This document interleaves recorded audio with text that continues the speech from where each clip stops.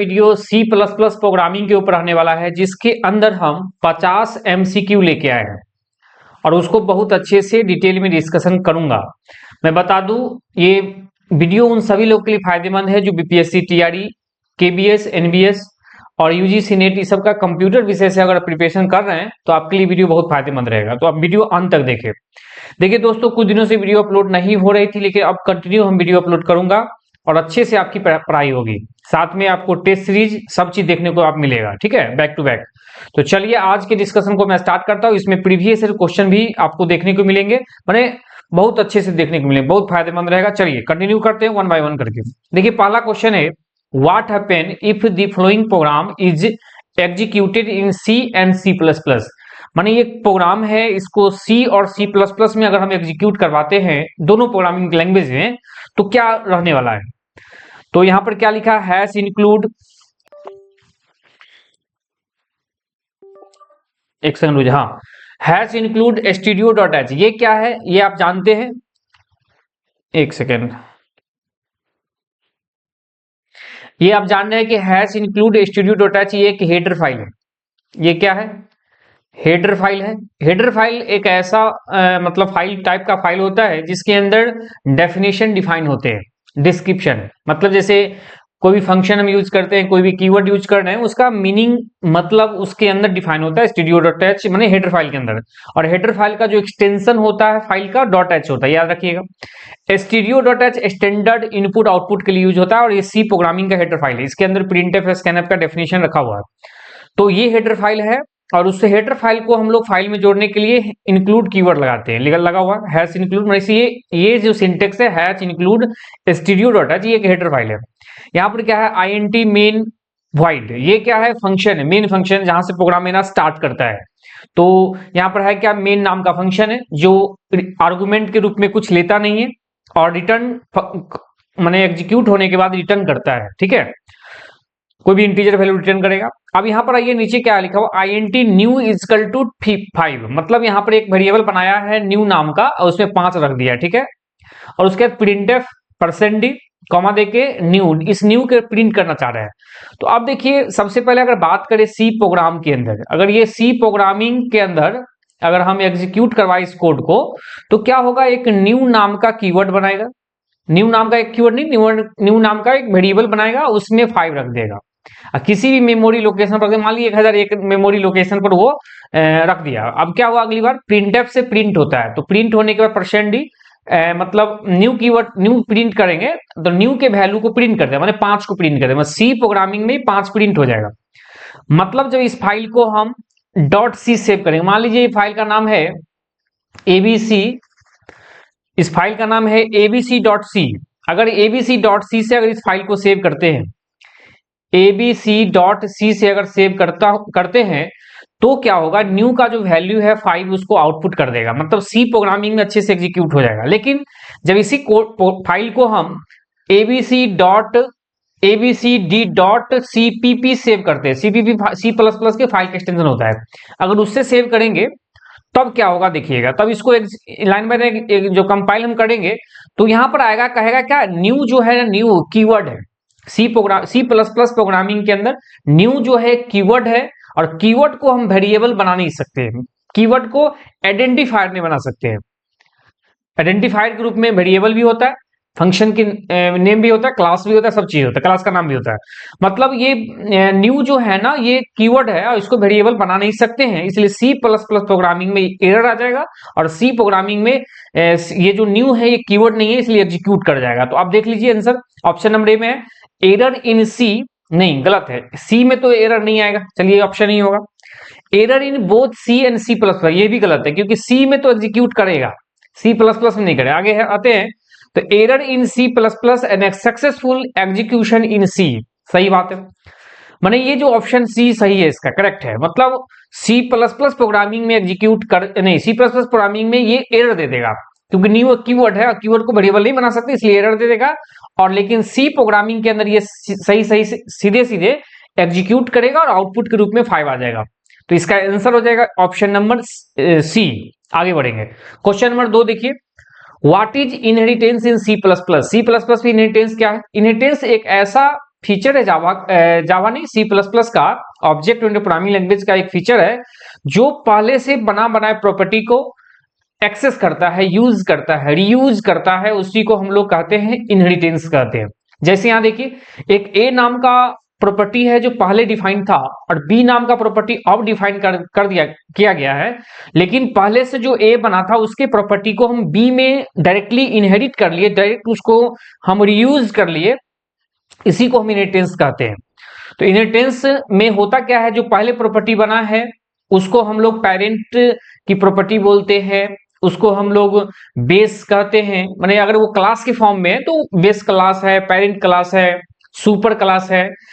मतलब यहां पर ये ए जो है ये कहला जाएंगे सुपर क्लास, पेरेंट क्लास, है ना, और उसके बाद बेस क्लास ये कहलाएंगे। लेकिन जो बी नाम का क्लास है ये, इसको हम लोग बाद में बनाए तो इसको हम लोग चाइल्ड क्लास कहते हैं, डिराइव क्लास कहते हैं, सब क्लास कहेंगे। ये सब इस नाम से हम इसको जानेंगे, याद रखिएगा। अब यहां पर देख लीजिए क्या है, ऑप्शन नंबर ए में लिखा है deriving new classes into existing class.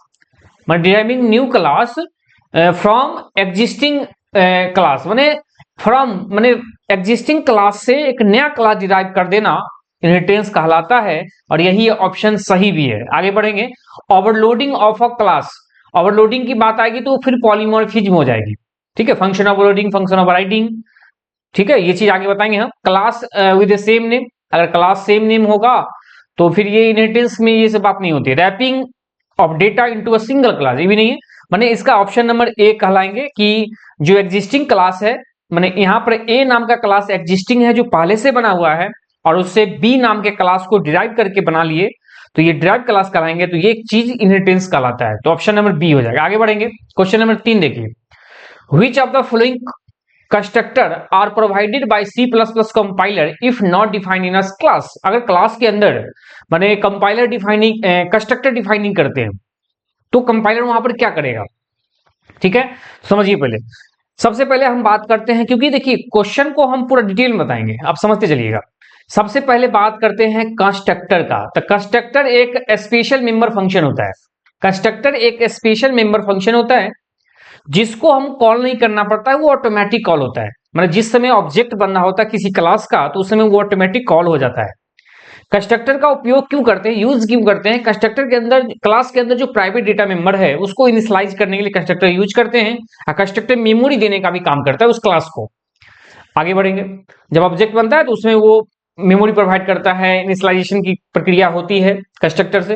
Constructor का जो डिक्लेरेशन है वो क्लास के नाम से बनाते हैं। कंस्ट्रक्टर अगर एबीसी नाम के क्लास बनाए हैं तो उसी नाम से कंस्ट्रक्टर बनाएंगे। जैसे देखिए क्लास हम लिखते हैं एबीसी, ये क्लास का नाम है, तो हम एबीसी या फंक्शन का सिंबल डाल दिए तो ये कहलाएंगे, ये फंक्शन कंस्ट्रक्टर कहलाएंगे। मैंने कंस्ट्रक्टर को क्लास के नाम के साथ डिक्लेयर करते हैं, माने एबीसी क्लास का नाम है और उसी नाम से जब फंक्शन डिक्लेयर कर लेंगे तो कंस्ट्रक्टर कहलाते हैं। कंस्ट्रक्टर को कॉल नहीं करना पड़ता, ऑटोमेटिक, मैंने बताया कि जब ऑब्जेक्ट बनेगा उस समय ऑटोमेटिक कॉल हो जाएंगे। आगे बढ़ते हैं, कंस्ट्रक्टर में कोई रिटर्न टाइप नहीं होता है, कंस्ट्रक्टर में आर्गुमेंट होते हैं। माने कंस्ट्रक्टर कॉल होने के समय में कुछ वैल्यू आर्गुमेंट के रूप में लेता है लेकिन रिटर्न नहीं करता है। कंस्ट्रक्टर ऑटोमेटिक कॉल होती है इसलिए उसको रिटर्न नहीं किया जाता है, क्योंकि रिटर्न टाइप उसमें लगाया जाता है जिसको कॉल किया जाता है। ये चीज है। आगे बढ़ते, कंस्ट्रक्टर सी प्लस प्लस में हम लोग को 3 कंस्ट्रक्टर देखने को मिलता है। डिफॉल्ट कंस्ट्रक्टर, उसका असाइनमेंट कंस्ट्रक्टर, माने इसको हम पैरामीटराइज्ड कंस्ट्रक्टर भी बोलते हैं, और कॉपी कंस्ट्रक्टर, ये 3 तरह कंस्ट्रक्टर देखने को सी प्लस प्लस में मिलता है। अब यहां पर देखिए अगर कोई सी प्लस प्लस में कोई क्लास बनाए हैं उसमें कंस्ट्रक्टर बनाए ही नहीं बनाए हैं तो उस समय क्या होगा, बाय डिफॉल्ट डिफॉल्ट कंस्ट्रक्टर उस समय कॉल हो जाएंगे। नाम है डिफॉल्ट, तो यहां लिखा है कि माने which of the following constructor are provided by a C plus plus compiler if not defined in a class. Class के अंदर अगर हम कंस्ट्रक्टर डिफाइन नहीं किए तो उस समय क्या होगा, डिफॉल्ट कंस्ट्रक्टर ऑटोमेटिक एग्जीक्यूट कर जाएगा, कॉल हो जाएगा। उम्मीद करते हैं आप समझ गए होंगे। आगे बढ़ेंगे क्वेश्चन नंबर 4 के पास। बहुत अच्छे से क्वेश्चन है, प्रीवियस ईयर में पूछे गए हैं, सबको लेके आए, आप 50 क्वेश्चन तक रुके रहिएगा। क्वेश्चन नंबर 4 कहता है which will what will be the output of following code. माने ये कोड है, इसका आउटपुट क्या है, ठीक है। सबसे पहले सी प्लस प्लस के अंदर देखते हैं कि ये हेडर फाइल लगाया studio.h, ये iostream.h, सी प्लस प्लस का प्रॉपर सी प्लस प्लस का ही हेडर फाइल iostream.h। उसके बाद क्या है, using name space std, name space STD, ये मतलब ये नेम स्पेस है एसटीडी जो स्टैंडर्ड इनपुट आउटपुट के लिए यूज किया जाता है ये। ठीक है, आगे बढ़ते हैं। ये क्या है, मेन नाम का फंक्शन है, यहां से स्टार्ट होगा एग्जीक्यूशन। उसके बाद क्या है, एरे नाम, एरे बनाया, एरे बनाया गया है, क्योंकि ये देखिए आईएनटी एक वेरिएबल है इंटीजर टाइप का और एरे एक वेरिएबल का नाम है। स्क्वायर बॉक्स से हम समझ सकते हैं कि एरे है और इस तरह से एरे बनाया जाता है। उसके अंदर इतने सारे वैल्यू दे रहे हैं, मतलब ये इंटरनली जाएगा और क्या होगा, इसमें इतने सारे वैल्यू को रख लेगा। और एरे का आपको पता है कि एरे एक similar type of data element होता है। ठीक है, और कंटिन्यूअस मेमोरी एलोकेट करता है एरे। और एरे का जो इंडेक्स होता है, हर एक एलिमेंट इंडेक्स के थ्रू अरेंज होते हैं और इंडेक्स स्टार्ट होता है 0 से और लेंथ -1 तक जाता है। मैंने अभी 0 से 5 तक जो आपके सामने लिखा है ये इंडेक्स है जिससे एक्सेसिंग एरे करते हैं। अब यहाँ पर क्या होगा, इसमें वैल्यू रिप्लेस कर देंगे। जैसे देखिए इनिशियलाइज हो जाएगा 0 2 4 6 7 5 और एक 3 है लास्ट में 3, ये 6 एलिमेंट पर हो जाएगा, 6 इंडेक्स पर होगा। अब ये क्या होगा, एरे, इसका नाम क्या है, एरे।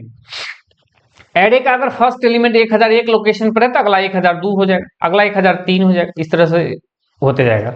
तो कहने का मतलब एरे कंटिन्यूअस मेमोरी लोकेट करता है, एरे का सिमिलर टाइप डेटा होगा। अगर एरे के अंदर अगर इंटीजर टाइप का एरे बनाए हैं तो उसमें जितने भी एलिमेंट होंगे सब इंटीजर ही होगा। ठीक है, ये चीज है।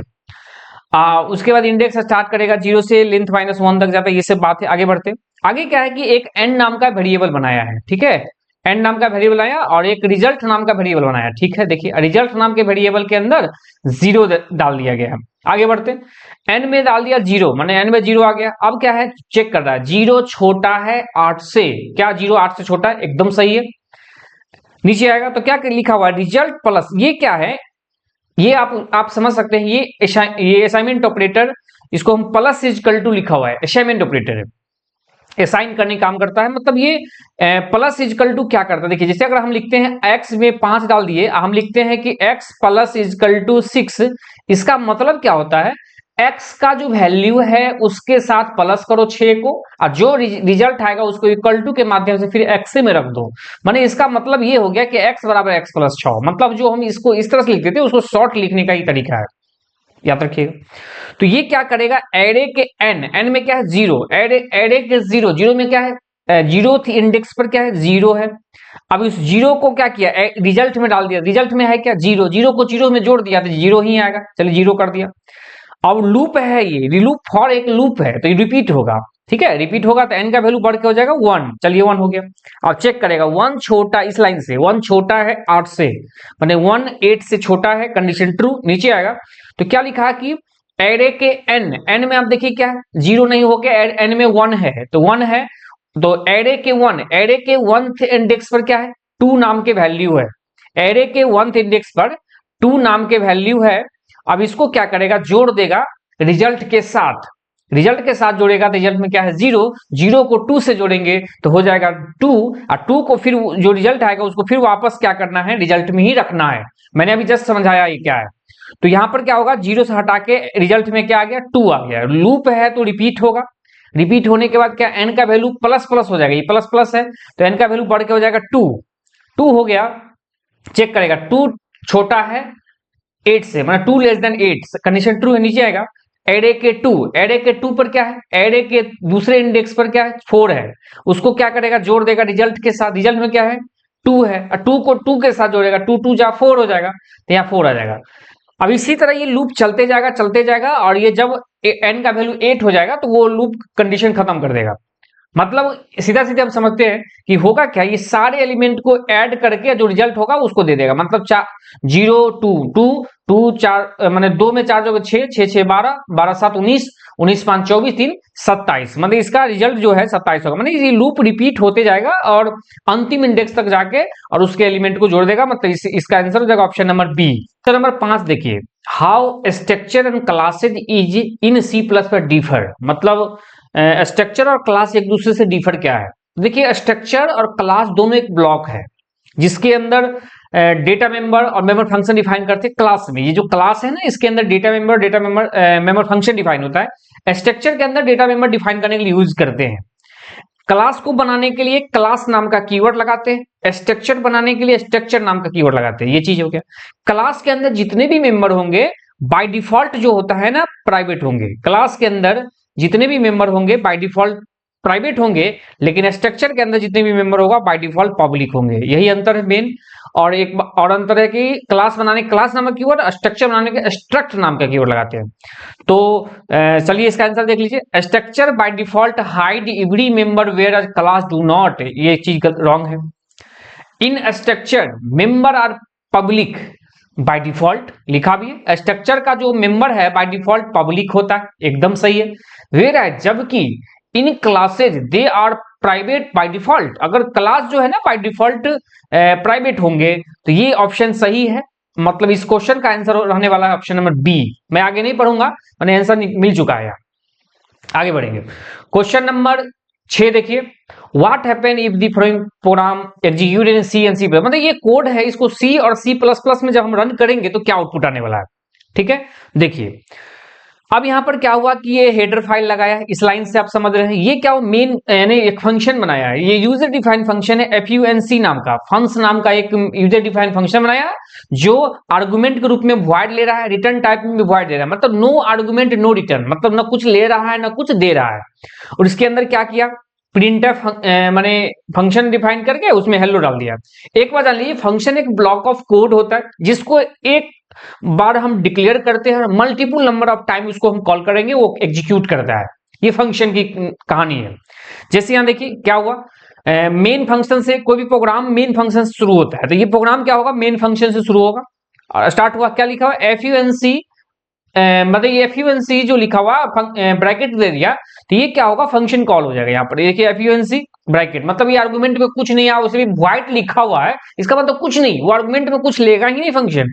तो क्या होगा, सीधा सीधा कॉल करेगा और ये प्रिंटफ हेलो डाल देगा, हेलो आ जाएगा। ठीक है, अब नेक्स्ट लाइन में क्या मिला, देखिए FUNC2। अब जैसे FUNC2 मिला तो क्या हुआ कि फंक्शन खोजेगा, ये वैसा फंक्शन खोजेगा जो एक इंटीजर आर्गुमेंट लेने वाला। यहां देख रहे हैं कि इंटीजर आर्गुमेंट लेने वाला कोई आर्गुमेंट फंक्शन डिक्लेयर ही नहीं है, डिफाइन ही नहीं है।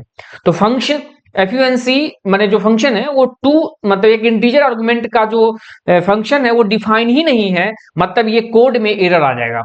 एरर आएगा किसमें, सी और सी प्लस प्लस में बोला है, दोनों प्रोग्रामिंग लैंग्वेज इसको अगर एग्जीक्यूट करवाएंगे तो एरर देगा, निश्चित रूप से एरर देगा। मतलब इसका आंसर हो जाएगा option number D, error in both C and C plus plus programming, मतलब इसका ऑप्शन नंबर डी हो जाएगा।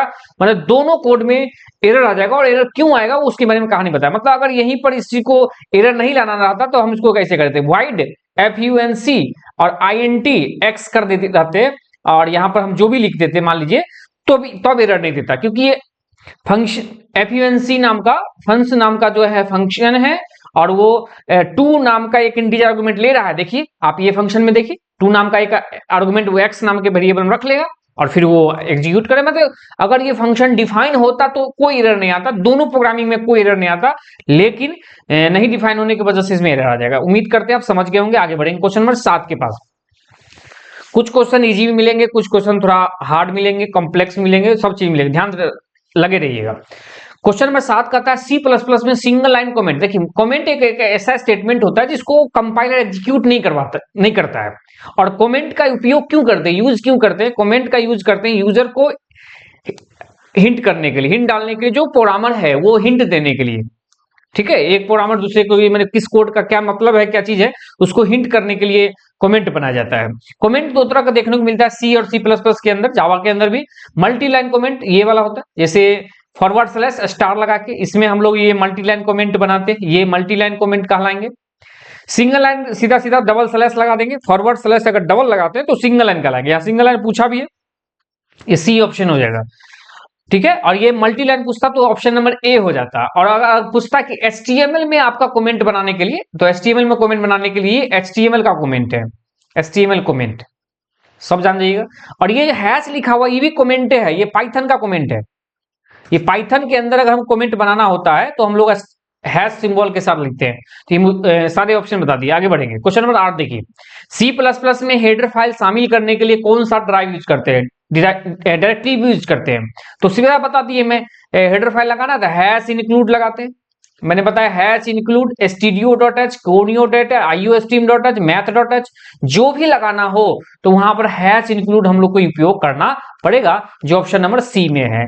आगे बढ़िएगा। ठीक है, अगर जावा का आता है तो जावा में मतलब जो पैकेज है उसको इंपोर्ट हम लोग करते हैं, इंपोर्ट कीवर्ड से, वो जावा की है। चलिए 9 नंबर क्वेश्चन देखिए, सी प्लस प्लस में ओओपी का कौन सा फंक्शन फीचर डेटा हाइडिंग से संबंधित है।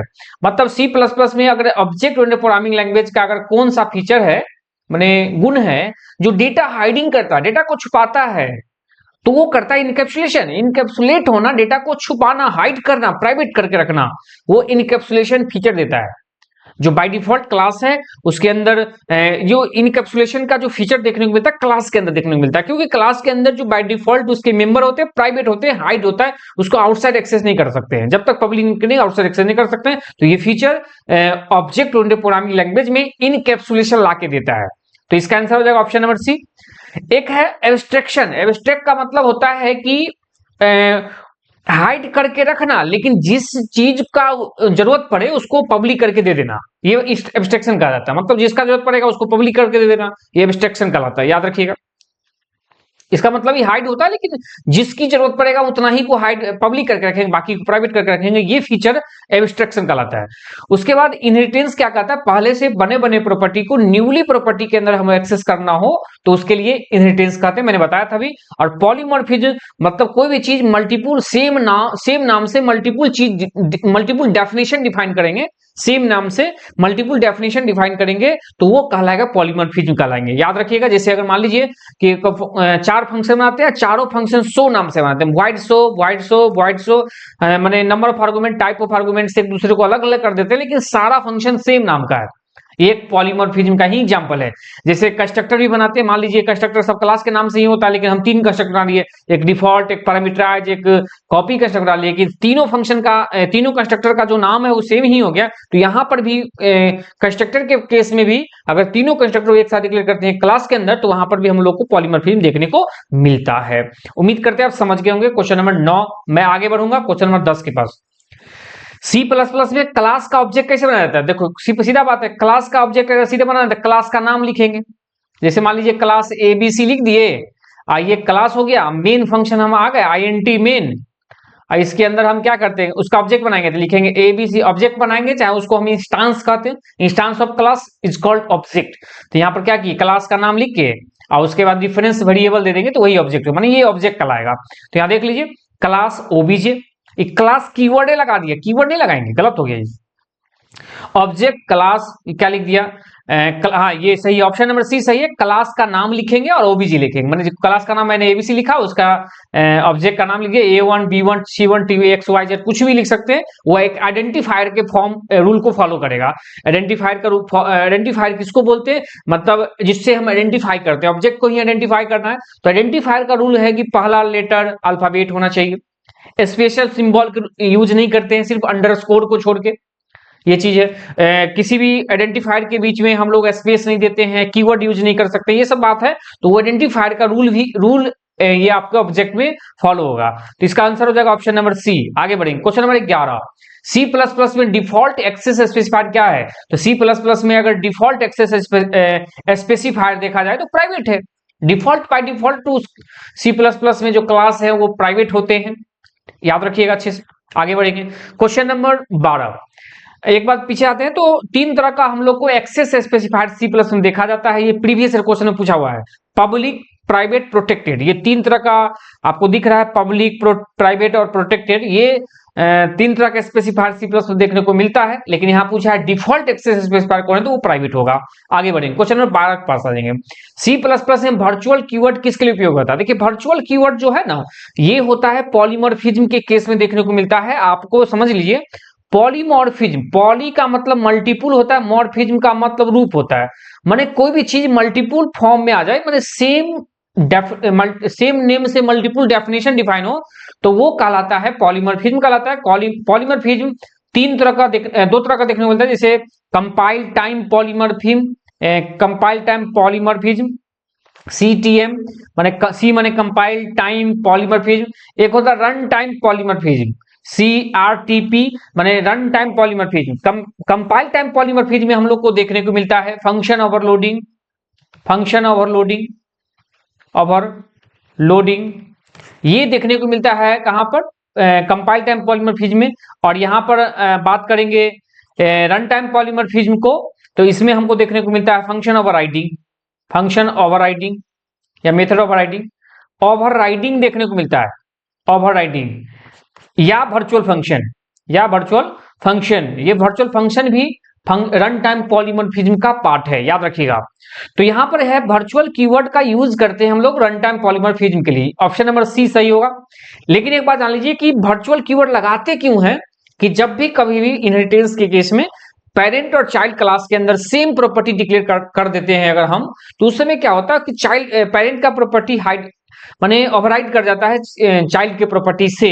तो उस केस में हम लोग वर्चुअल कीवर्ड लगा के कंपाइलर को इंडिकेशन करते हैं कि ये फंक्शन पहले से कहीं ना कहीं डिफाइन है किसी दूसरे माने पेरेंट क्लास में, और इसको चाइल्ड में वापस डिक्लेयर किया जा रहा है, तो इसके लिए वर्चुअल कीवर्ड बनाते हैं। और virtual keyword run time polymorphism का पार्ट है, याद रखिएगा। आगे बढ़ेंगे, क्वेश्चन नंबर 13, C++ में प्योर वर्चुअल फंक्शन को कैसे डिक्लेयर करते हैं। देखिए प्योर वर्चुअल फंक्शन क्या होता है, प्योर वर्चुअल फंक्शन का मतलब होता है वैसा फंक्शन जिस फंक्शन के पास सिर्फ और सिर्फ सिग्नेचर हो, उसके पास बॉडी नहीं हो, उसको जिस क्लास में अभी भी हम उसको यूज करेंगे वहां पर बॉडी देंगे, उसको प्योर वर्चुअल फंक्शन कहते हैं, याद रखिएगा। जैसे अगर हम कोई प्योर वर्चुअल फंक्शन बनाते हैं तो हम लिखते हैं void मेन, ऐसा मेन छोड़ दीजिए, मान लीजिए कि हम मेन तो प्री डिफाइन है, तो हम लिखते हैं void सो आर्गुमेंट दे दिए इक्वल टू करके 0 दे देंगे, माने किसी फंक्शन को 0 से इनिशियलाइज कर देंगे तो वो प्योर वर्चुअल फंक्शन बन जाएगा। इस बात को आप ध्यान रखिएगा, ठीक है, ये प्योर वर्चुअल फंक्शन बनना है। एक चीज और, इसमें वर्चुअल कीवर्ड भी लगेगा, ठीक है, वर्चुअल वाइड ये सो ये जो है प्योर वर्चुअल फंक्शन हो गया। तो अब यहां पर देखिए कि ऑप्शन नंबर में वर्चुअल फंग नाम का लिखा, लेकिन ये क्या है फंड नाम का लिखा, लेकिन इक्वल टू में 0 ने दिया, ये नहीं होगा। ऑप्शन नंबर बी देखिए क्या लिखा है कि वर्चुअल कीवर्ड लगाया, साथ में फंड नाम का फंक्शन लिखे, आर्गुमेंट कुछ नहीं लिखा, माने नो आर्गुमेंट कहलाएगा, और आर्गुमेंट इक्वल टू 0, ये हो गया प्योर वर्चुअल फंक्शन का एग्जांपल। तो ऑप्शन नंबर बी सही है, और ये सब गलत है, ये कोई स्ट्रक्चर ही नहीं है। मैंने ऑप्शन नंबर बी सही है कि ये प्योर वर्चुअल फंक्शन बनाने के लिए वर्चुअल कीवर्ड के साथ उस फंक्शन को 0 से इनिशियलाइज करेंगे तो प्योर वर्चुअल फंक्शन बन जाएंगे। और प्योर वर्चुअल फंक्शन के पास बॉडी नहीं होता है, उसके पास सिग्नेचर होता है, उसको जिस क्लास में भी जोड़ते हैं वहां पर हर हालत में बॉडी देना पड़ता है। और वर्चुअल फंक्शन हमको ज्यादातर देखने को मिलता है एब्स्ट्रैक्ट क्लास के अंदर, एब्स्ट्रैक्ट क्लास के अंदर एटलीस्ट 1 वर्चुअल फंक्शन होना ही पड़ेगा। आगे बढ़ेंगे, क्वेश्चन नंबर 14 देखिए, C++ में फ्रेंड फंक्शन का उद्देश्य क्या है। देखिए फ्रेंड फंक्शन का मतलब एक ऐसा फंक्शन जो क्लास के अंदर जो भी प्राइवेट डेटा मेंबर है उसको आउटसाइड एक्सेस करने की फैसिलिटी देता है। माने अगर कोई किसी का फ्रेंड होता है तो क्या होता है, उसके घर में क्या चल रहा है वो सब उसको पता होता है, उस फ्रेंड को, ठीक है। तो यही फ्रेंड का मतलब तालमेल बैठाना, माने फ्रेंड फंक्शन एक ऐसा फंक्शन है जो किस क्लास के अंदर प्राइवेट डेटा मेंबर को एक्सेस करने की फैसिलिटी देता है। तो यहां पर ऑप्शन नंबर बी हो जाएगा कि प्राइवेट डेटा एक्सेस करना। क्लियर, आगे बढ़ेंगे, क्वेश्चन नंबर 15 देखिए, which of the flowing C++ feature is resolved eight compile time. अब देखिए पॉलीमॉर्फिज्म एक समस्या है, क्योंकि मल्टीपल फंक्शन सेम नाम का फंक्शन मल्टीपल टाइम डिक्लेयर हो रहा है, तो किस फंक्शन को कॉल होना है ये तो एक कंफ्यूजन है। मैंने मान लीजिए कि बहुत सारा चीज, मान लीजिए कि मोहन नाम का लड़का क्लास के अंदर 5 है, आप किस मोहन को कॉल करेंगे, कंफ्यूजन हो जाएगा। अगर हम मोहन कॉल करेंगे कि मोहन यहाँ हो, तो आप बताइए वहां सारे मोहन कॉल हो जाएंगे। तो उससे में क्या होता है, हम एक इंडिकेशन कर देते हैं कि ये मोहन 1, मोहन 2, मोहन 3, मोहन 4। उससे क्या होता है कि कॉल करने में थोड़ा समस्या को निपटाते हैं, उस चीज को, प्रॉब्लम को दूर करते हैं उस 1 2 3 4 करके। तो यहां पर भी क्या होता है कि C++ के अंदर प्रोग्रामिंग के पॉलीमॉर्फिज्म भी एक फीचर है C++ का, जिसमें कंपाइल टाइम पॉलीमॉर्फिज्म में रिजॉल्व करने की जो बात आती है वो आपको फंक्शन ओवरलोडिंग होती है, मैंने अभी जस्ट बताया था। और ये स्टैटिक बाइंडिंग भी इसको बोलते हैं, ठीक है। और वर्चुअल फंक्शन, डायनेमिक बाइंडिंग या रन टाइम पॉलीमॉर्फिज्म, ये सब उसी का रन टाइम पॉलीमॉर्फिज्म का ही पार्ट है। तो इसका ऑप्शन हो जाएगा, आंसर हो जाएगा ऑप्शन नंबर सी। जैसे अगर हम फंक्शन ओवरलोडिंग का एग्जांपल आपको दे देते, एक ही क्लास के अंदर हम क्या करते हैं, सो नाम का फंक्शन बनाते हैं, सो एक और बना दिए void सो int, एक और फंक्शन बना दिए int सो बना दिए, फिर क्या कर दिए int सो फ्लोट, अब देखिए 4 फंक्शन बनाए हैं सो नाम का, लेकिन क्या हुआ कि number of argument, type of return type से एक दूसरे से अलग अलग है। ये चीज कंपाइल टाइम डिसाइड हो जाता है, तो इसी को हम कंपाइल टाइम पॉलीमॉर्फिज्म कहते हैं, और यही एग्जांपल है फंक्शन ओवरलोडिंग का। उम्मीद करते समझ रहे होंगे। आगे बढ़िए। अब ये क्वेश्चन आ गया यहाँ से प्रीवियस ईयर, ठीक है। प्रीवियस मैंने बोला था कि प्रीवियस ईयर भी है और साथ में मोस्ट इंपोर्टेंट एमसीक्यू सब लेके आए। कुल 50 क्वेश्चन है, लगे रहिएगा अंत तक। Which of the following statement is correct about the class? Class के बारे में कौन सा बात सही है? देखिए क्लास क्या है, तो पहले सारे ऑप्शन पढ़ते फिर आंसर लगाएंगे। तो क्या लिखा है? An object is an instance of class, an class is a instance of a object. ये क्या बोल दिया? ये उल्टा बात बोल दिया। माने N object is a instance of, माने ऑब्जेक्ट जो है ना क्लास का इंस्टांस है, क्लास का इंस्टांस। ये ऑप्शन सही है। ऑप्शन नंबर सी है कि N object is a instance of data type of that class. माने क्लास का डेटा टाइप का क्या बात है? ये भी नहीं होगा। माने ये दोनों नहीं होगा। अब ये नहीं होगा तो मोर देन वन ऑफ दी भी नहीं होगा।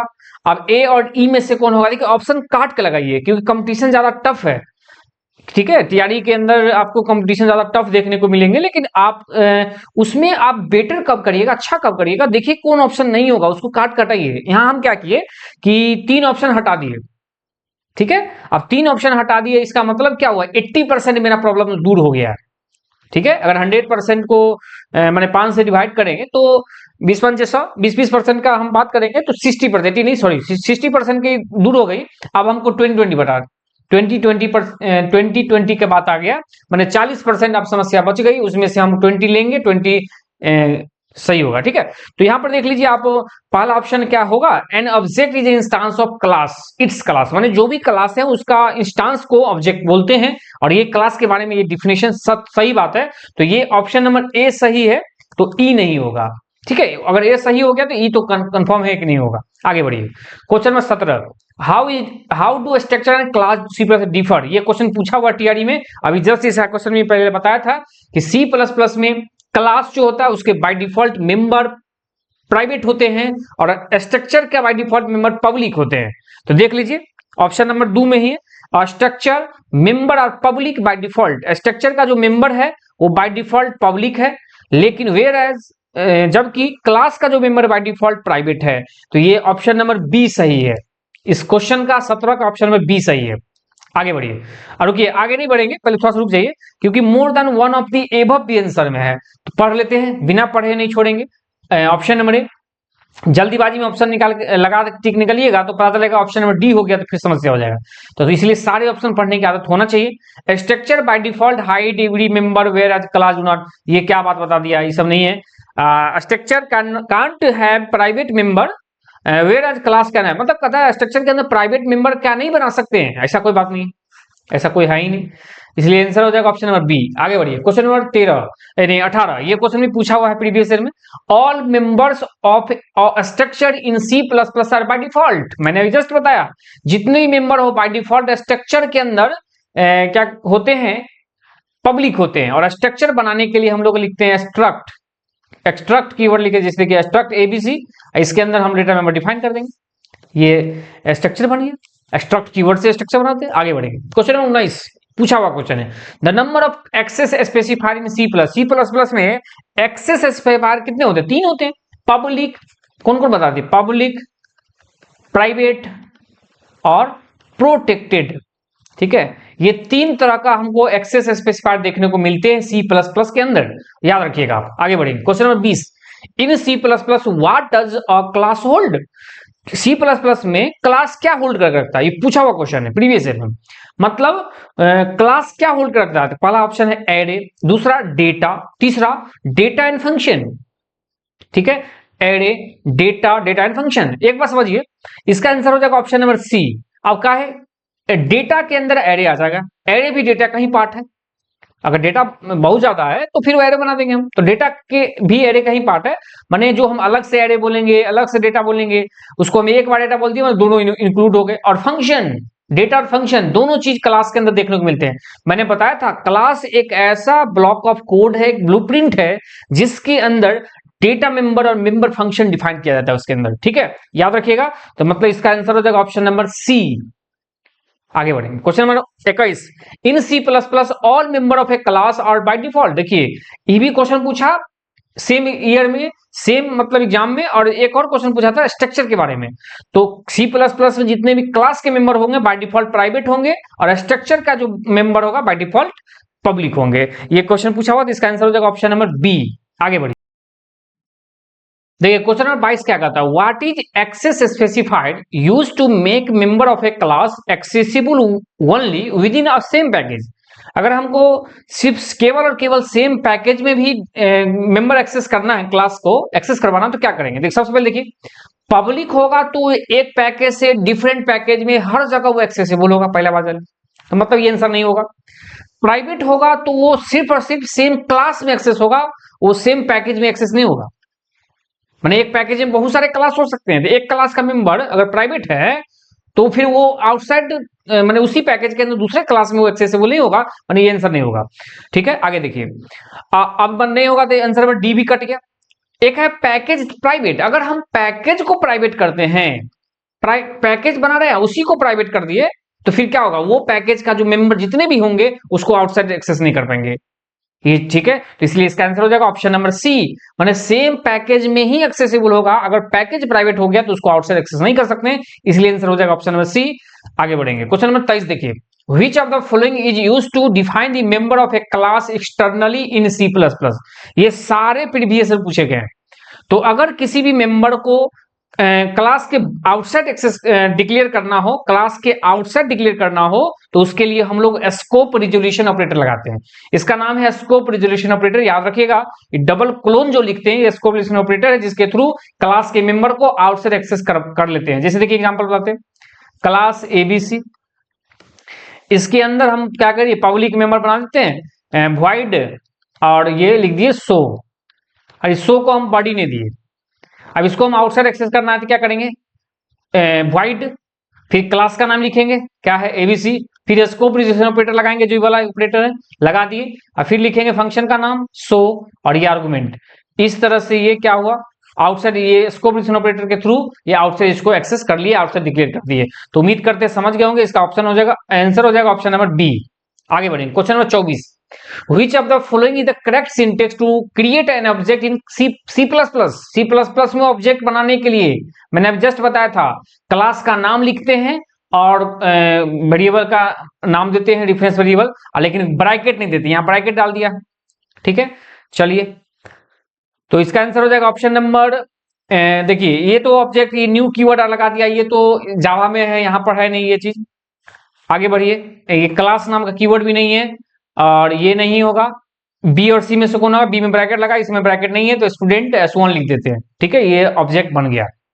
ठीक है, लेकिन अगर हम ये ब्रैकेट दिए हैं, इसमें अगर 5, 6, 7 कोई वैल्यू दे देते हैं तो ये भी सही होता है, लेकिन यहाँ पे वैल्यू नहीं होने की वजह से वो गलत है, इसलिए आंसर हो जाएगा ऑप्शन नंबर सी। आगे बढ़िए, question number 25, Which of the correct syntax of inheritance, inheritance का करेक्ट सिंटेक्स क्या है, ये पूछा हुआ क्वेश्चन है। इनहेरिटेंस का करेक्ट सिंटेक्स क्या है, तो देखिए करेक्ट सिंटेक्स क्या बताते हैं हम, पहले हम एग्जांपल बताते हैं, फिर वहां देखेंगे। क्लास एबीसी, ABCD मान लीजिए, इसके अंदर दे दिए, फिर क्या किए, क्लास XYZ लिख दिए, इसमें हम क्या कहते हैं, कोलोन लगा देते हैं। अगर C++ में है तो कोलोन लिखते हैं, और फिर लिखते हैं पब्लिक, और फिर ABCD लिख दिए, ये चीज है, ये चीज है, ये चीज। तो ये सिंटेक्स है, ये सिंटेक्स क्या है बताइए, ये जो लाइन लिखी है ये क्या, इनहेरिटेंस करने का एक स्टेटमेंट है। तो क्या लिखा गया, क्लास आगे माने चाइल्ड क्लास का नाम, या डिराइव क्लास का नाम, या सब क्लास का नाम, फिर क्लोन देके, माने स्कोप यानी क्लोन है, डबल नहीं होगा, क्लोन एक के होगा, सिंगल क्लोन, फिर लिखते हैं पब्लिक कीवर्ड, और साथ में क्या लिखते हैं, स्पेस देके बेस क्लास का नाम, या सुपर क्लास का नाम, या माने सब माने सुपर क्लास या पेरेंट क्लास का नाम। देखिए ये सिंटेक्स का है, तो ये लिखा है क्लास, और फिर लिख दिया बेस क्लास का नाम। यहाँ पर देखिए एक क्लास के बाद इसको बोलते हैं XYZ है, ये सब क्लास है, सब क्लास है, ये चाइल्ड क्लास इसको हम बोलते हैं, ये है। यहाँ पर क्या है, बेस क्लास का नाम दे दिया, तो इसलिए ये गलत होगा, आंसर नहीं होगा।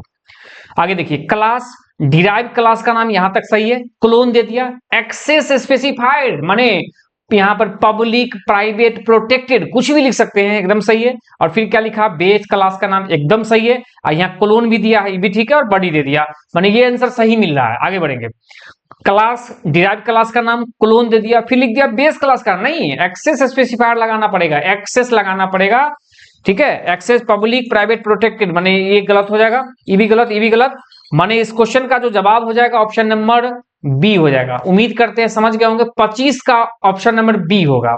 आगे बढ़ेंगे, क्वेश्चन नंबर 26 पूछा हुआ क्वेश्चन है, which keyword used in Java to implement inheritance.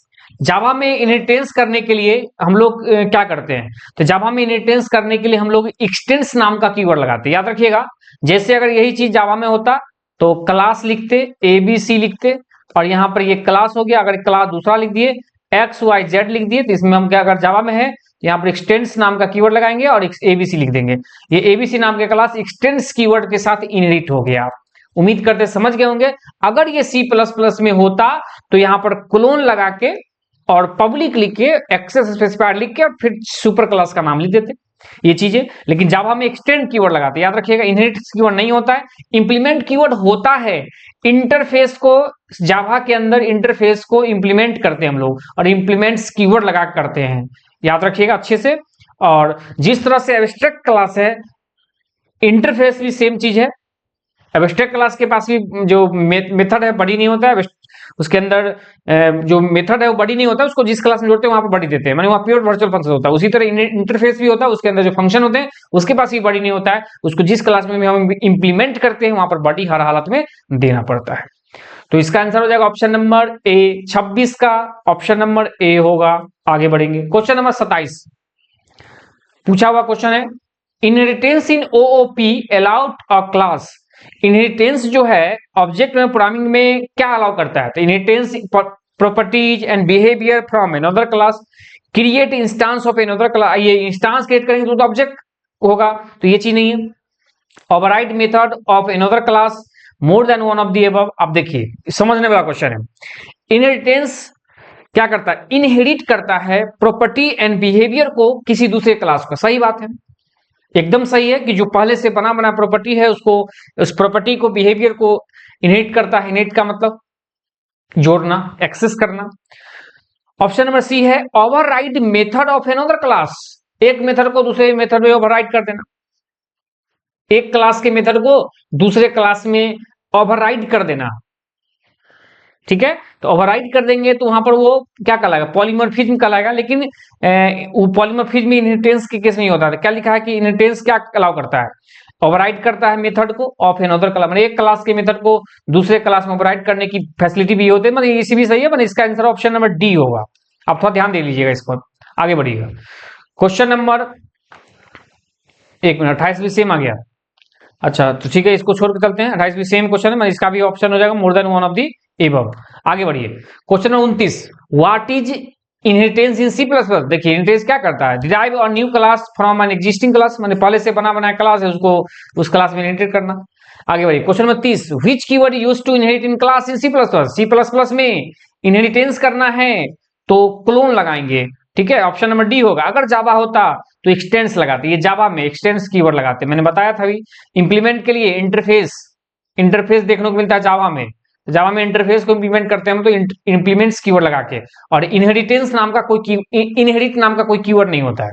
आगे बढ़िए, क्वेश्चन नंबर 31, क्वेश्चन नंबर 31 क्या कहता है, which type of inheritance is shown in this structure. माने ये स्ट्रक्चर दिया है, इसका क्या रहने वाला है इनहेरिटेंस। सबसे पहला है क्लास ए बनाया, क्लास बी बनाया है, क्लास बी में ए को इनहेरिट कर लिया, मतलब और फिर क्या किया, सी क्लास बनाया उसमें ए को इनहेरिट कर लिया। मतलब अगर इसको हम डायग्राम के थ्रू देखें तो क्या हुआ है कि ए नाम का क्लास है, उसके एक बी नाम का क्लास बना, एक सी नाम का क्लास है। तो क्या किया है ये देखिए इसमें हुआ क्या कि बी नाम के क्लास में भी ए को इनहेरिट किया और सी नाम के क्लास में भी ए को ही इनहेरिट किया। माने ये इनहेरिटेंस क्या कहलाएंगे।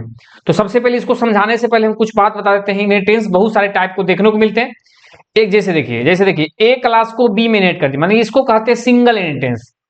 सिंगल इनहेरिटेंस माने वन क्लास का वन चाइल्ड, ये सिंगल इनहेरिटेंस कहलाएंगे। एक होता है मल्टीपल इनहेरिटेंस, एक क्लास को मल्टी लेवल, पहले समझिए, एक क्लास को बी में किए, बी को सी में कर दिए, ये कहलाएगा मल्टी लेवल इनहेरिटेंस कहलाएंगे। एक होता है मल्टीपल इनहेरिटेंस, होता है जैसे दो पेरेंट क्लास है, उसका एक चाइल्ड क्लास है, दो पेरेंट का इकलौता चाइल्ड है तो ये कहलाएंगे मल्टीपल इनहेरिटेंस कहलाएंगे। ये है क्या, मल्टीपल इनहेरिटेंस हो गया। उसके बाद एक होता है हायरार्चिकल इनहेरिटेंस, उसके बाद हाइब्रिड इनहेरिटेंस। हाइब्रिड इनहेरिटेंस क्या होता है, जब एक डायग्राम के अंदर, एक इनहेरिटेंस के अंदर मतलब सभी तक माने एक डायग्राम के अंदर मल्टीपल इनहेरिटेंस देखने को मिले, मतलब पहले समझिए हाइब्रिड इनहेरिटेंस किसको बोलते हैं। हाइब्रिड इनहेरिटेंस उसको बोलते हैं जब किसी भी डायग्राम इनहेरिटेंस के स्ट्रक्चर के अंदर अगर मल्टीपल इनहेरिटेंस देखने को मिले, जैसे मल्टीपल का इनहेरिटेंस मतलब सिंगल भी देखने को मिले, मल्टीपल भी देखने को मिले, मल्टी लेवल भी देखने को मिले, हायरार्चिकल भी देखने को मिले, तो उसको हाइब्रिड इनहेरिटेंस कहते हैं। ये चीज समझ लीजिए। अब देखिए यहां पर समझिए, इस according to question, according to ये क्वेश्चन डायग्राम ये वाला है, अकॉर्डिंग टू क्वेश्चन डायग्राम वो वाला है, ये डायग्राम है। लेकिन चलिए बस हम ये वाला डायग्राम बनाए थे, ये सिंगल है तो ये सिंगल इसका आंसर नहीं होगा। मल्टीपुल ये वाला डायग्राम है तो ये मल्टीपुल भी नहीं होने जा रहा। हाइब्रिड मैंने बोला था कि एक माने इनहेरिटेंस के डायग्राम के अंदर बहुत सारे मतलब इनहेरिटेंस देखने को मिले तो हाइब्रिड कहलाएंगे, तो ये भी नहीं होगा। तो इसका आंसर हो जाएगा option number C, hybrid inheritance. माने ये जो दिया है, एक को बी में भी कर लिए, एक को सी में भी कर लिए, एक को डी में भी कर लेंगे, तो ये ऐसे मतलब इनहेरिटेंस कहलाते हैं, हायरार्चिकल इनहेरिटेंस कहलाते हैं। याद रखिएगा ऑप्शन नंबर सी इसका आंसर है। तो मैं आगे बढ़ूंगा अगला क्वेश्चन के पास। क्वेश्चन नंबर 32 क्या कहता है, what is access level of base class member when inherited as private. मतलब क्या कहता है, एक्सेस लेवल बेस क्लास के साथ क्या होगा जब उसको इनहेरिट करते हैं ना प्राइवेट रूप में। जैसे एग्जांपल देखिए, मान लीजिए क्लास ए बनाए हैं, इसके अंदर जो भी मेंबर है, एक क्लास बी बना दिए और उसमें क्या किए, क्लोन मैंने करके अब प्राइवेट कर दिए, प्राइवेट हम एक्सेस कर रहे हैं, ए प्राइवेट ए लिख दिए। तो इस केस में यहां पर जो ये जो पेरेंट क्लास है उसके मेंबर के साथ क्या होने जा रहा है, ये प्राइवेट एक्सेस कर रहे हैं, प्राइवेट इनहेरिट कर रहे हैं। तो प्राइवेट इनहेरिट जैसे ही करेंगे तो क्या होगा समझ लीजिए कि इसकी इस क्लास के अंदर, ए नाम के क्लास के अंदर जो भी पब्लिक या प्रोटेक्टेड मेंबर होगा, उस सब का सब इस क्लास में आने के बाद प्राइवेट बन जाएगा, क्योंकि प्राइवेट रूप में उसको एक्सेस कर रहे हैं। अब प्राइवेट तो प्राइवेट रहेगा। मान लीजिए क्लास ए के अंदर जो प्राइवेट मेंबर है इस क्लास में इनहेरिट होने के बाद, प्राइवेट रूप में इनहेरिट होने के बाद प्राइवेट रहेगा, लेकिन पब्लिक और प्रोटेक्टेड मेंबर जो इनहेरिट होंगे वो इस क्लास में प्राइवेट रूप से इनहेरिट कर रहे हैं तो वो प्राइवेट बन जाएंगे। तो यही आंसर होगा। तो एक्सेस लेवल क्या हो जाएगा बेस क्लास के साथ, public and protected become private, public और प्रोटेक्टेड जो भी होंगे वो प्राइवेट बन जाएंगे। ये चीज है, उम्मीद करते हैं समझ गए होंगे। इसका आंसर हो जाएगा ऑप्शन नंबर बी। आगे बढ़ेंगे। क्वेश्चन नंबर 33 क्या कहता है, what problem occurs in a multiple instance if two base class have a function with the same name। मतलब दो बेस क्लास है और उसके अंदर जो फंक्शन है वो सेम नेम का। मल्टीपल इंटेंस है तो मल्टीपल इंटेंस का मैंने डायग्राम बताया था कि जैसे यहाँ मान लीजिए ए और बी दोनों पेरेंट क्लास है, उसका एक चाइल्ड क्लास है, तो ये मल्टीपल इंटेंस कहलाएंगे। तो यहाँ पर बोला भी क्या है कि टू बेस क्लास है, ठीक है, दोनों बेस क्लास के अंदर सेम नाम का फंक्शन है। जैसे मान लीजिए सो नाम का फंक्शन यहाँ भी है और सो नाम का फंक्शन यहां भी है, ठीक है, बन गया। तो इस केस में क्या होगा, मल्टीपल इंटेंस है, इस केस में अगर सेम नाम का फंक्शन दो बार बना दिए, दोनों क्लास अलग अलग में, तो इसमें किस फंक्शन को कॉल होना है। मान लीजिए मेन नाम के फंक्शन से हम कॉल करते हैं, जैसे सो एक ऑब्जेक्ट बना दिए ए1 नाम का, ए नाम का क्लास, ए नाम का क्लास का ए1 मैंने ऑब्जेक्ट बना दिए ए1, मान लीजिए ए1 या बी1 बना दिए, तो क्या होगा, ये किस क्लास को कॉल करेगा, इस शो को करेगा कि इस शो को करेगा, ये कंफ्यूजन हो जाएगा। तो ये कंफ्यूजन हो जाएगा तो मतलब सिंपल जान लीजिए कि जब इसको कंपाइल करेंगे तो उस समय कोई एरर नहीं देगा, क्योंकि दोनों अलग अलग क्लास है, किसी तरह की एरर कंपाइल टाइम में नहीं आने वाला। मैंने ऑप्शन नंबर ए नहीं होगा। रन टाइम एरर भी नहीं है, ये रन टाइम एरर भी नहीं है। क्योंकि रन टाइम एरर नहीं है, क्योंकि ये वर्चुअल फंक्शन की बात यहाँ नहीं है, इसलिए रन टाइम नहीं है। लॉजिक से रिलेटेड कोई बात नहीं है इसके अंदर। ये होगा एम्बिग्यूटी, माने कंफ्यूज हो जाएगा कंपाइलर कि किसको कॉल करना है, एम्बिगुअस, क्लियर नहीं है कि कॉल किसको होना है, उसी से एक एम्बिग्यूटी वर्ड बना है। इसका आंसर हो जाएगा ऑप्शन नंबर बी। आगे बढ़िए, question number 34, what is inherited from a base class to derive class. माने बेस क्लास से डिराइव क्लास में क्या इनहेरिट होता है, क्या कंस्ट्रक्टर होता है। जैसे मान लीजिए ए नाम का क्लास है, उससे बी नाम के क्लास में उसको इनहेरिट करते हैं, ए को बी में, ए को बी में करते हैं। तो इस केस में ए से क्या चीज इनहेरिट हो जाता है, कंस्ट्रक्टर नहीं, कंस्ट्रक्टर को इनहेरिट नहीं कर सकता, कंस्ट्रक्टर उसका अपना है, डिस्ट्रक्टर भी नहीं। होता क्या है, डेटा मेंबर, माने इस ए नाम के क्लास में जो डेटा मेंबर है या मेंबर फंक्शन उसके अंदर है वो बी नाम के क्लास के अंदर इनहेरिट हो जाते हैं, इसलिए ऑप्शन नंबर सी इस क्वेश्चन का सही जवाब है। आगे बढ़िए, question number 35, which of the following is the true about constructor inheritance. Constructor के बारे में इनहेरिटेंस के रूप में क्या सही है। देखिए, जैसे मान लीजिए ए नाम के क्लास है और बी नाम का एक क्लास बना दिए, ए को बी में इनहेरिट कर लिए। इस केस में होता क्या है, अगर ए में कंस्ट्रक्टर बना हुआ है फिर बी में बना हुआ है, तो क्या होगा, जब इसको हम एग्जीक्यूट करवाएं, रन करवाएंगे, तो क्या होगा, सबसे पहले ए का कंस्ट्रक्टर कॉल होगा, फिर जाके बी कॉल होगा। माने बेस क्लास का कंस्ट्रक्टर पहले कॉल होगा बिफोर डिराइव क्लास, माने डिराइव क्लास से पहले बेस क्लास के कंस्ट्रक्टर कॉल होगा, इसलिए ये सही है। 35 का ऑप्शन नंबर सी सही है। आगे बढ़ेंगे, question number 36, a pointer to the base class can hold address of. माने पॉइंटर जो है ना, वो बेस क्लास का पॉइंटर जो है वो क्या होल्ड कर सकता है, तो बेस क्लास का ऑब्जेक्ट के साथ साथ डिराइव क्लास का भी ऑब्जेक्ट को होल्ड कर सकता है। माने बेस क्लास का अगर हम पॉइंटर बनाए हैं, जैसे मान लीजिए ए क्लास ए बनाए, ठीक है, क्लास बी बना दिए, बी बना दिए, ठीक है। अब यहाँ मेन नाम के फंक्शन के अंदर क्या किए, ए का मैंने हम पॉइंटर बना दिए A1, तो इस A1 में हम क्या रख सकते हैं, तो A1 में हम बेस क्लास का भी ऑब्जेक्ट रख सकते हैं और डिराइव दोनों का रख सकते हैं, इसलिए इसका आंसर हो जाएगा option number C. Question number 37, a pure virtual function is a virtual function that. Pure virtual function के मैंने बताया था उसके पास बॉडी नहीं होता है, no body, return nothing. Pure virtual function return नहीं करता है, गलत बात है। प्योर वर्चुअल फंक्शन रिटर्न करता है, ये नहीं होगा।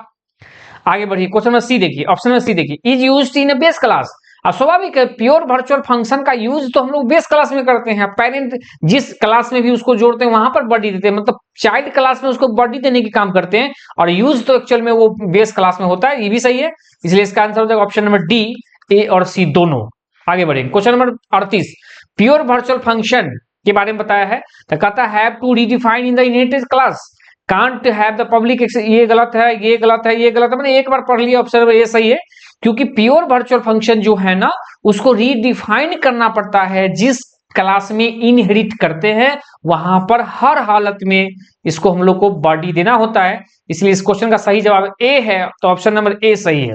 आगे बढ़िए, question 39, run time polymorphism achieved by. Run time polymorphism जो है वो वर्चुअल फंक्शन को अचीव करता है, और operator overloading, function overloading, friend function, अगर इस सब के बारे में बात करें, फ्रेंड फंक्शन तो अलग हो गया, लेकिन वर्चुअल ऑपरेटर ओवरलोडिंग और फंक्शन ओवरलोडिंग दोनों जो है ये हो गया कंपाइल टाइम पॉलीमॉर्फिज्म। याद रखिए, कंपाइल टाइम पॉलीमॉर्फिज्म की बात अगर होगी तो यहां पर हमको ऑपरेटर ओवरलोडिंग और कंपाइल टाइम फंक्शन ओवरलोडिंग देखने को मिलेंगे।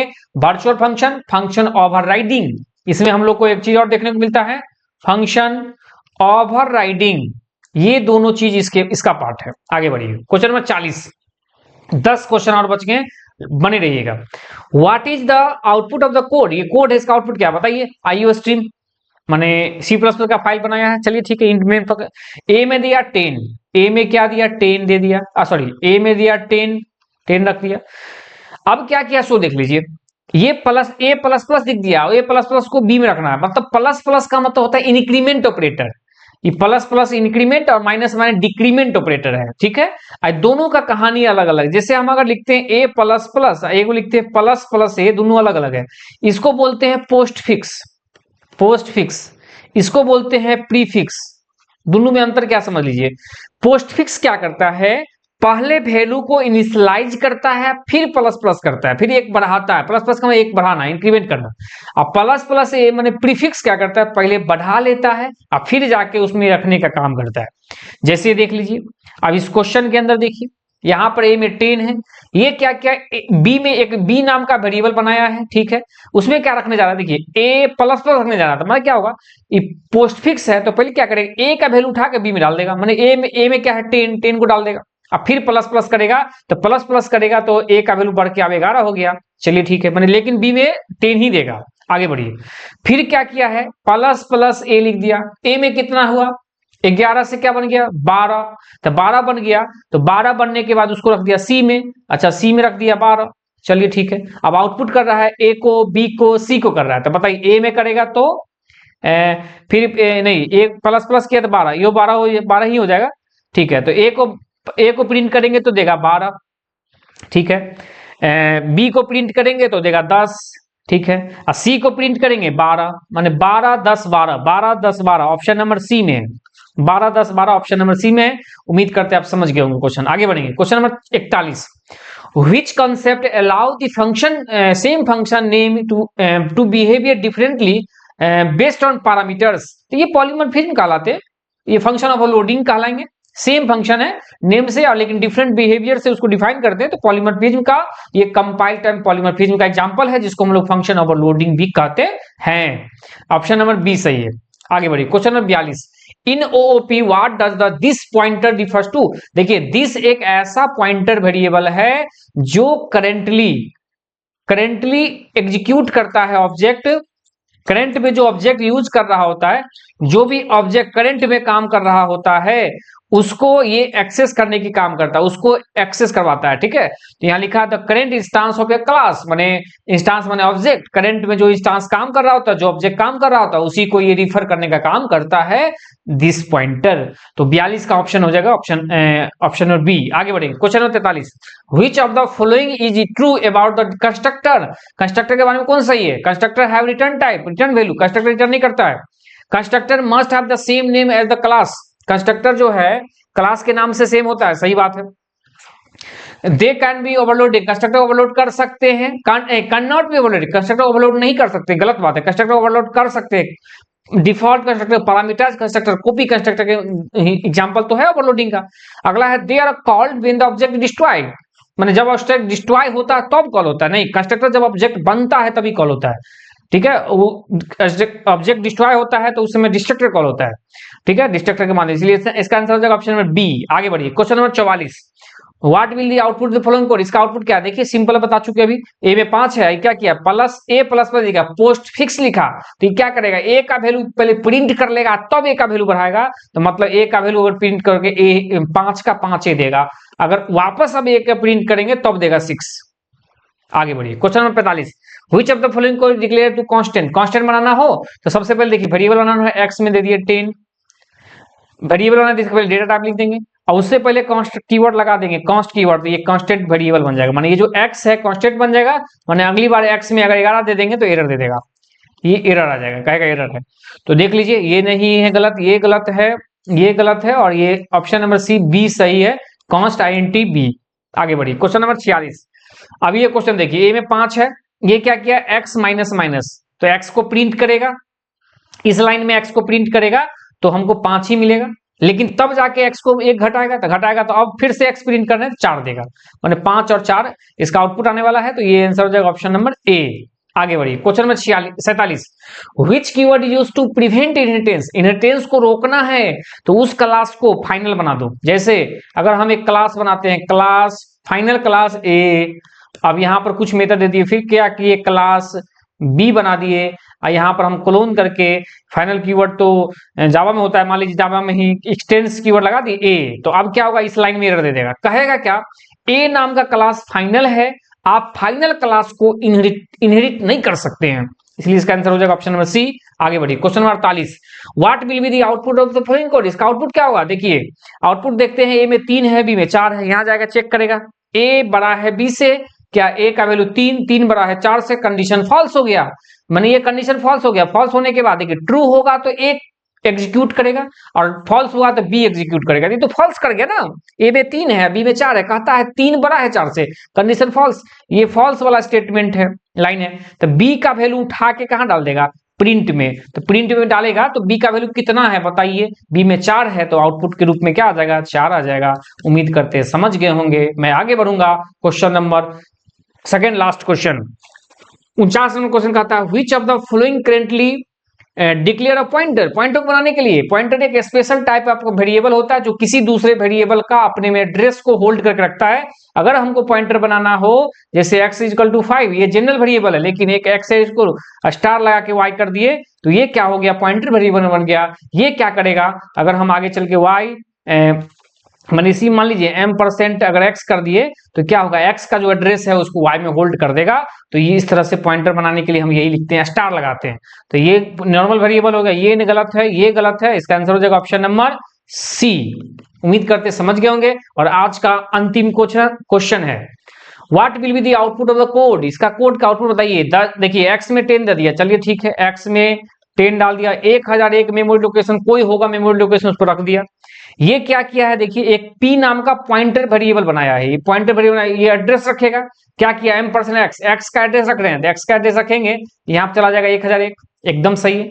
आगे कर रहे हैं सी आउट, मैंने आउटपुट दिखाना चाह रहे हैं, स्टार पी, पी क्या है, पॉइंटर वेरिएबल है, स्टार लगा दिए तो क्या होगा उसका वैल्यू, उसका माने स्टार लगा दिए, चलिए ठीक है। पी का वैल्यू क्या है, 1001, माने स्टार 1001, स्टार का मतलब वैल्यू, वैल्यू किसका, जो एड्रेस दिए सो एड्रेस में क्या है 1001, 1001 का जो वैल्यू है वो क्या है 10, माने देगा आउटपुट के रूप में क्या देगा 10। उम्मीद करते हैं आप समझ गए होंगे, ऑप्शन नंबर बी में ये आंसर दिख रहा है।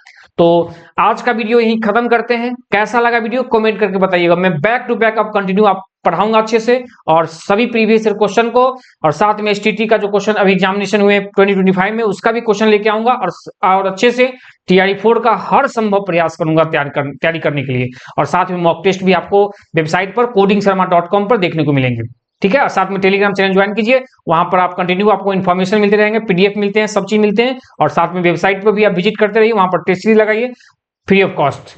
चलिए फिर मिलते हैं अगले वीडियो के साथ, बैक टू बैक में वीडियो आप लेके आऊंगा। Thank you.